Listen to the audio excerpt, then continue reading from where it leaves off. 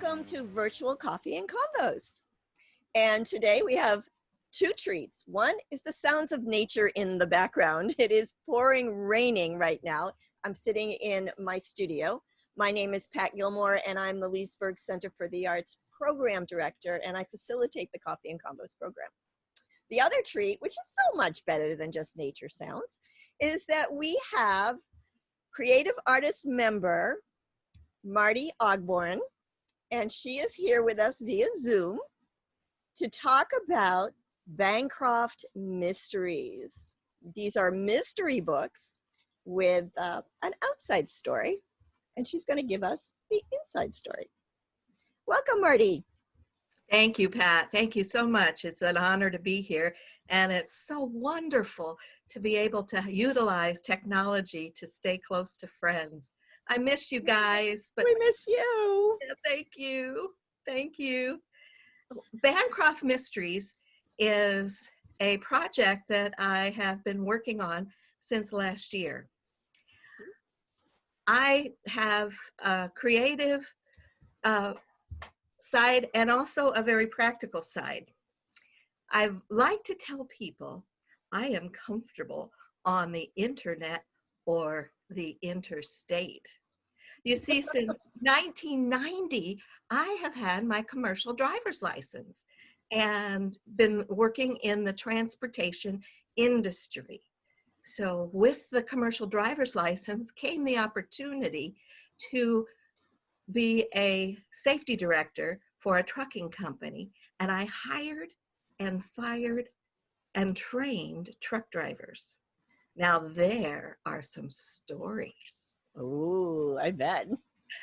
So what happened last year was my husband of 50 years was diagnosed with stage 4 lung cancer. And I'd been working as a charter coach bus driver, which meant I was in Chicago sometimes a week or more at a time.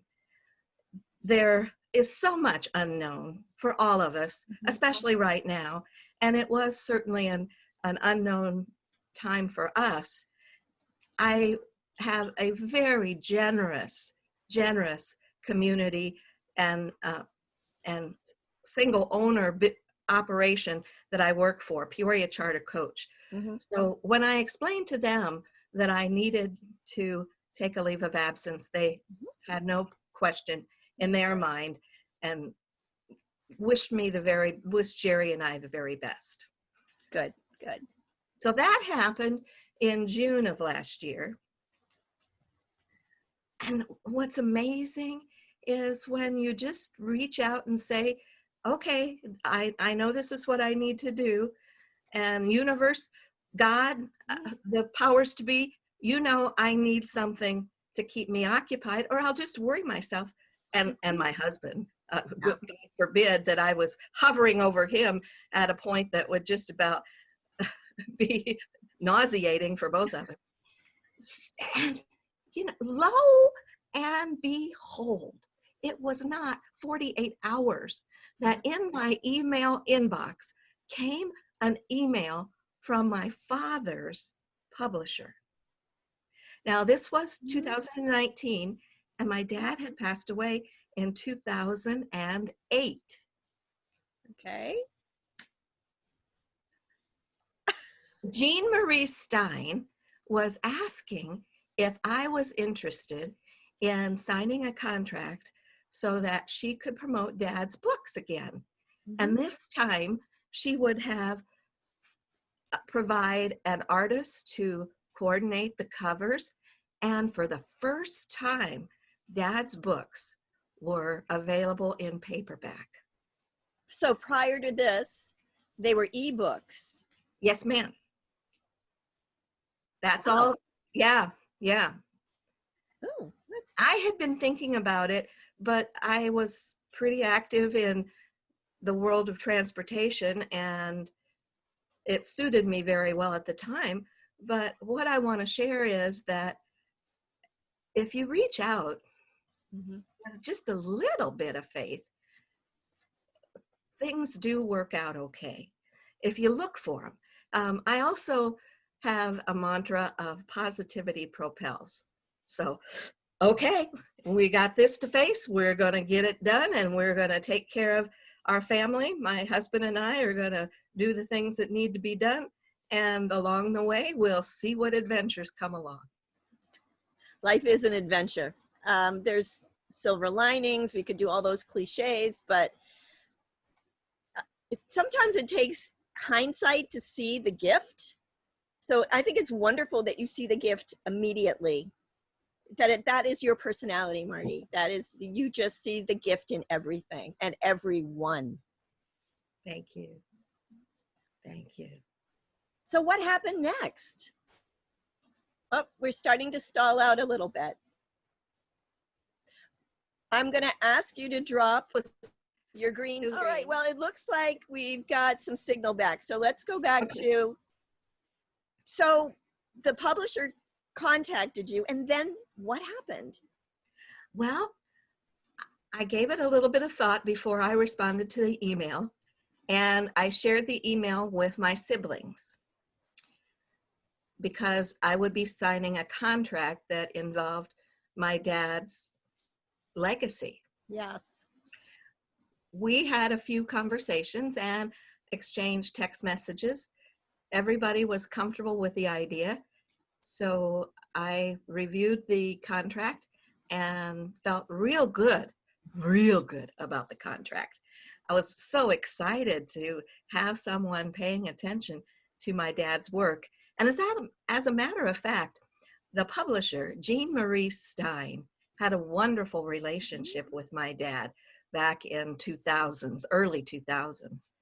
They had conversations. She knew a lot about him and his family. So it wasn't a surprise to her after hearing about his redheaded daughter, how rambunctious I am.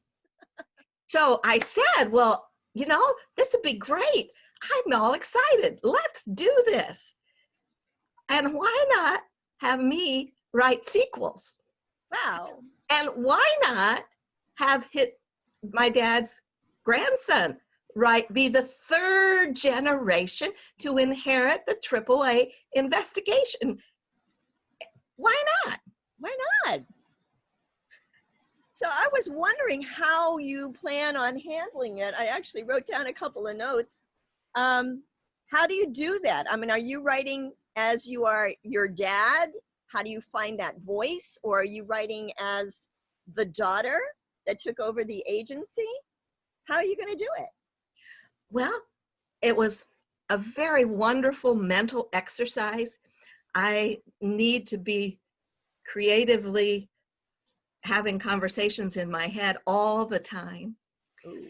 So it was perfect because, like I said, there was a lot I could have conversations about in my head, worrying about my husband.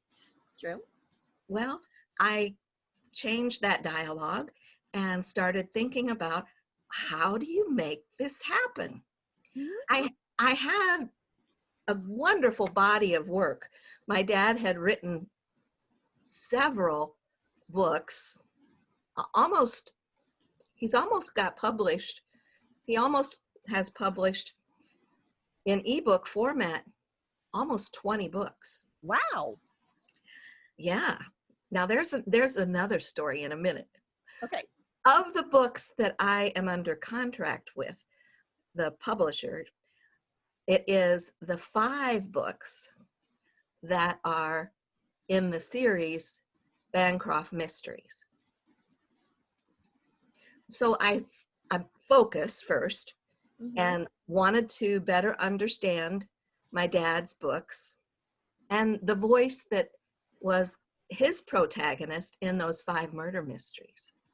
And what I discovered was that the voice of Nick Bancroft, the first generation to inherit AAA investigations, was my dad's voice. Oh. And the girlfriend in the stories, Mackie, is my mom. Oh gosh, great. So from there, I went to work figuring out a family tree in order for my protagonist, to continue with the name Bancroft, I looked at the content in the first five novels, and I used that information to build a family tree. In the family tree, Nick Bancroft is one of the sons to Nick Sr. and Bernice. And Nick Bancroft has a brother. So my protagonist in the order of things is Nick Bancroft's niece, J.B. Bancroft. Okay, so Now, you're going to be J.B. Bancroft. I am. Okay. And the reason I chose that name after giving some thought to the family tree was the fact that my middle name is that of my grandmother, Bernice, and I didn't like Bernice. Oh, but Bernice could be Bunny or Bernie. Well, this is Jillian Bernice Bancroft, but you will hear me speak of her as JB. Okay. So from that, then I began to think about the scenario of how I incorporate the fictitious community. And the fictitious community that Dad wrote about, he called it Central City, Illinois. I'm from Central Illinois, and my father has been in Central Illinois since the early 60s. He went to Drake University for journalism and afterwards married my mom in 1950. And it wasn't 9 months later that I arrived.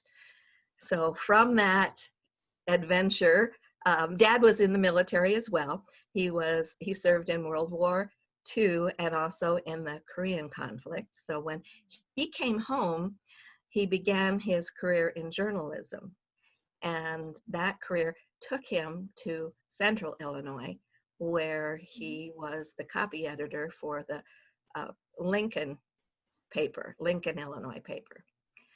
So what also happened was that the publisher allowed me to write the introductions to each of Dad's 5 novels. Wonderful. And it gave me a chance to introduce the readers to a little bit of my dad's history. Yes, in fact, when you were in town, you got on stage during one of our creative showcase, Art Share, and read one of them, and it was fascinating.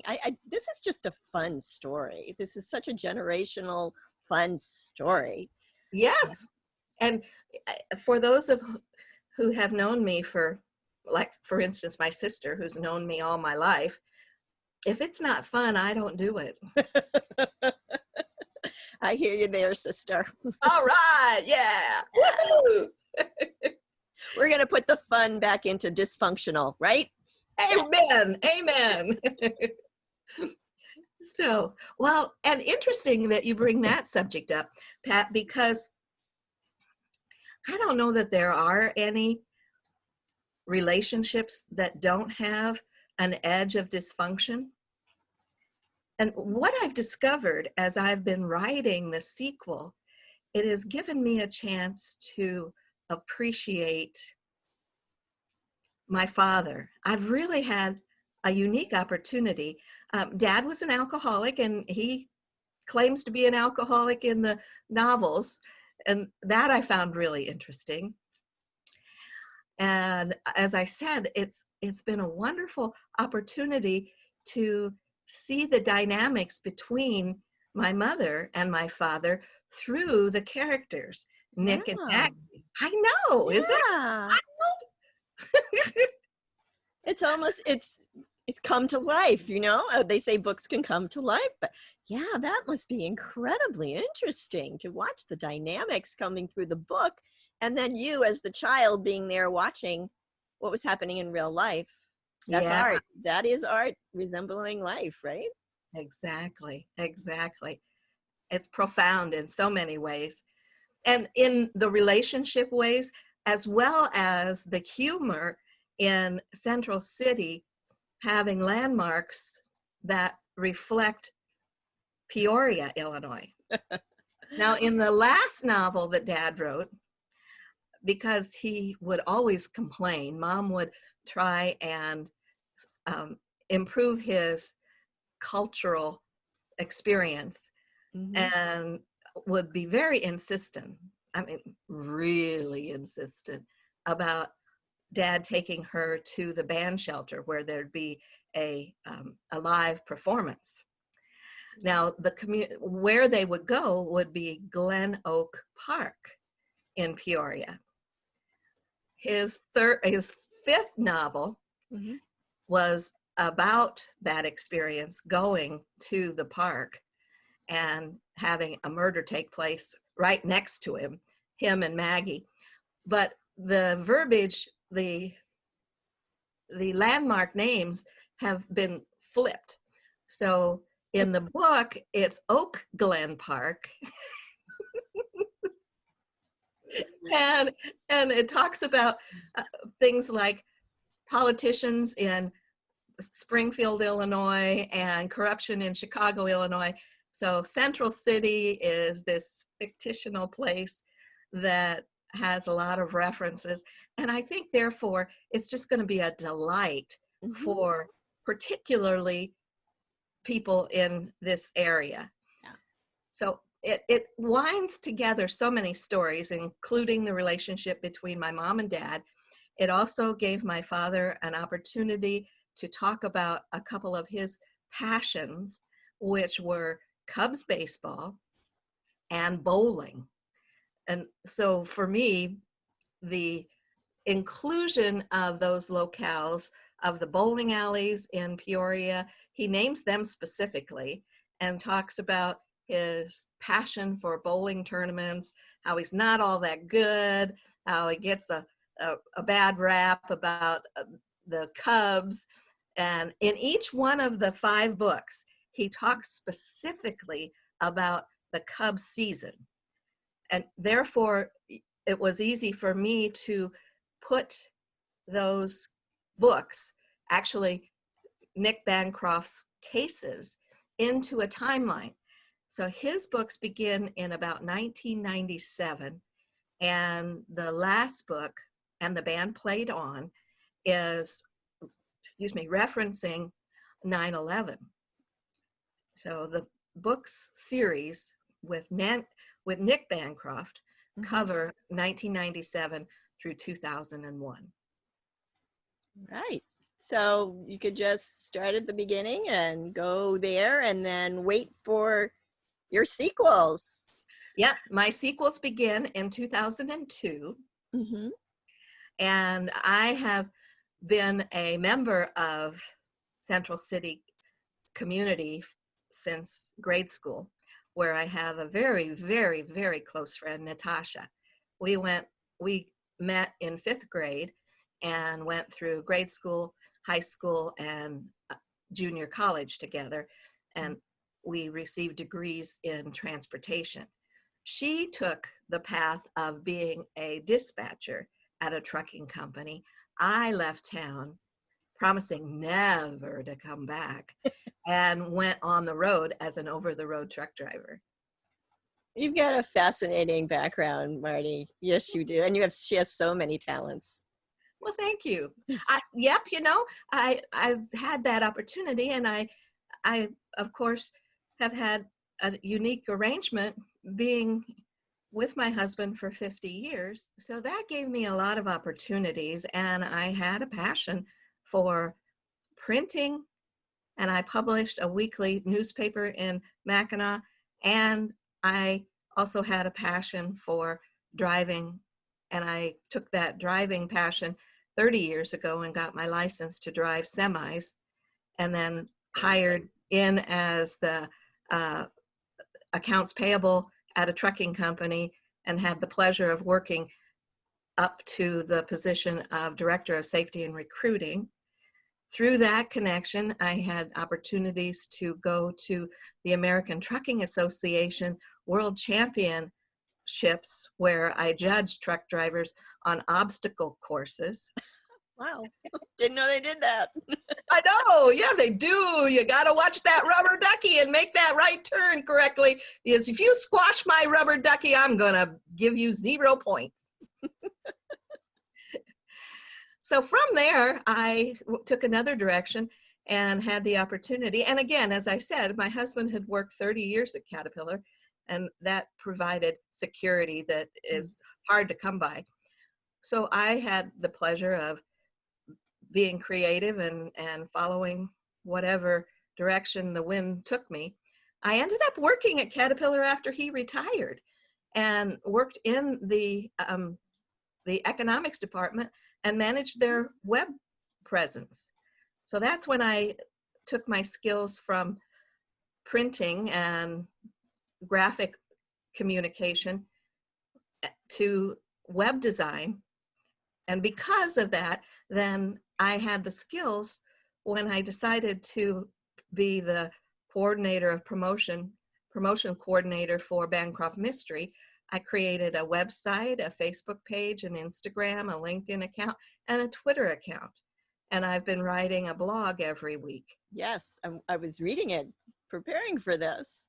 So we'll be listing all those links within the description of the YouTube. This will go on YouTube as a backup, but it's also going to be a watch party on Facebook. So it will be in 2 different locations for people to access. So we'll make sure we get those links there so people can follow this story. A couple of weeks ago, actually it was last week from the date of where we're recording right now, I did an interview with Pamela Abel about bucket lists, and you posted somewhere that your bucket list was currently writing these pieces, these sequels. How you doing? I'm checking in on you. Thank you, and I really appreciate that. One of the things I would advise for anyone who has taken the time to consider their bucket list is then to find experts in what it is you want to do. And I've had a real exceptional opportunity to network with other authors. Mm-hmm. And in particular, a lady who has given me some guidance is Mary Adkins. She has a program for writers and has shared so much about how to get this done, because I've never done anything like this. That doesn't usually ever stop me. No. But a combination of things attracted me to her, and many of your viewers and members know about the Artist's Way and Julia Cameron's tools to activate your creativity. And I noticed that Mary Adkins was a proponent of some of the methods that Julia used. She shared some amazing things that have helped me as I have worked to write a sequel. And she has a principle of 4 notebooks. And she shares in her methodology how you use your handwritten abilities, which consequently open up your creativity a little bit more for most of us than just typing. So there's 4 notebooks that are proportionate to the storyline. And then there is what she calls your workspace.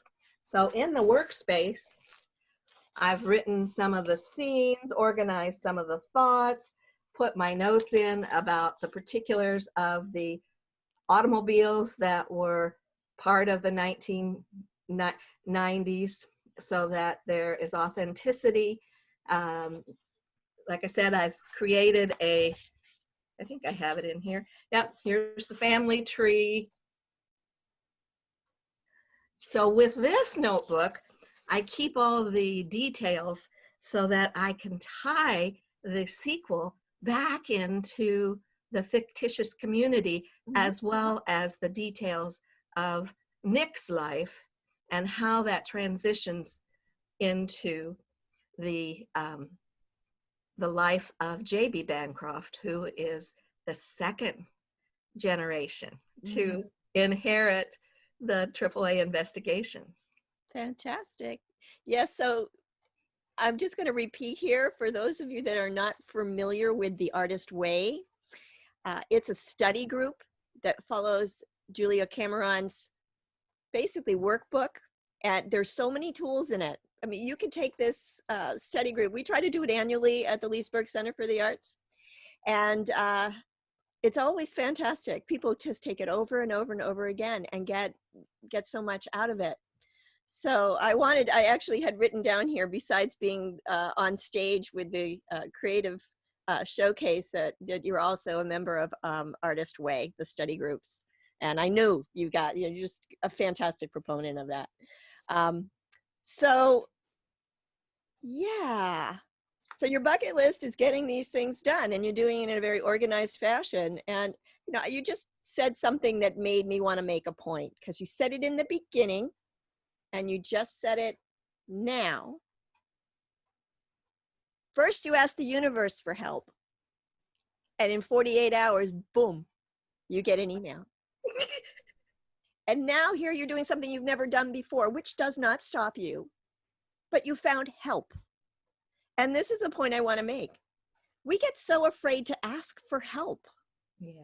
And we should ask for help when we need help. And I needed to learn this myself. Ask for help, because it's amazing how many people want to help you. You are not necessarily imposing on someone when you ask for help.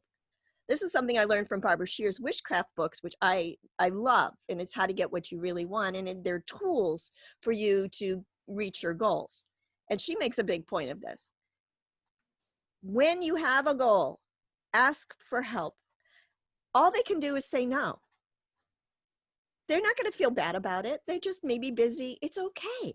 Yeah. But there's so many people that will step forward gladly to help you achieve your goals. And you know what? They get a little skin in the game, because when you get to where when you get that book published, they can say, I helped her do that.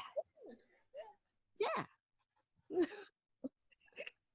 That's one thing I love about the Leesburg Center for the Arts too. We have such an amazing tribe. Not only in the Artist Way groups, but in our creative, Art Create, open studios, everybody's willing to help. And if it wasn't for our volunteers, I would not be able to get my art camp together, or that center all sorted out in the art rooms. I mean, we depend on our volunteers, and you have volunteered for us as well. Martie did a basketry coffee and convos open studio that was really quite enjoyable. That's another way she deals with her stress. She makes baskets. So. Sometimes underwater. No. Well, for those of you that weren't alive in the 60s, I get that joke. It's underwater basket weaving 101 from college. So, well, I think we've made it past our time. We're going to have to end this session. Hopefully I'll be able to edit out those massive noise disruptions. I'm sure I will. And we'll create a nice steady flow out of this. You are a professional, my dear. Martie's also a long-time member of Toastmasters, and that's why she's all set up with the green screen, and you get my Buddha. Well, thank you. Let me take this opportunity to just thank you, Pat. I have had the most wonderful adventures as a snowbird in Florida, and there are so many people to thank, but I especially want to thank you. I want to thank you for your creativity. I want to thank you for your devotion to the arts. I want to thank you for your devotion to youth and how to open them up to the possibilities and the curiosities. And thank you to the Leesburg Center for the Arts for an amazing place to bring tribes together and feel safe, feel loved, feel an opportunity to be creative in whichever way you want to go. And I don't believe I would have had the courage to do what I'm doing without you and the friends at Leesburg Center for the Arts. Thank you so much, and I celebrate you. Woo! Win others over, help others out. Exactly. And on that note, we're going to say, and you say it with me, ciao for now. Ciao for now.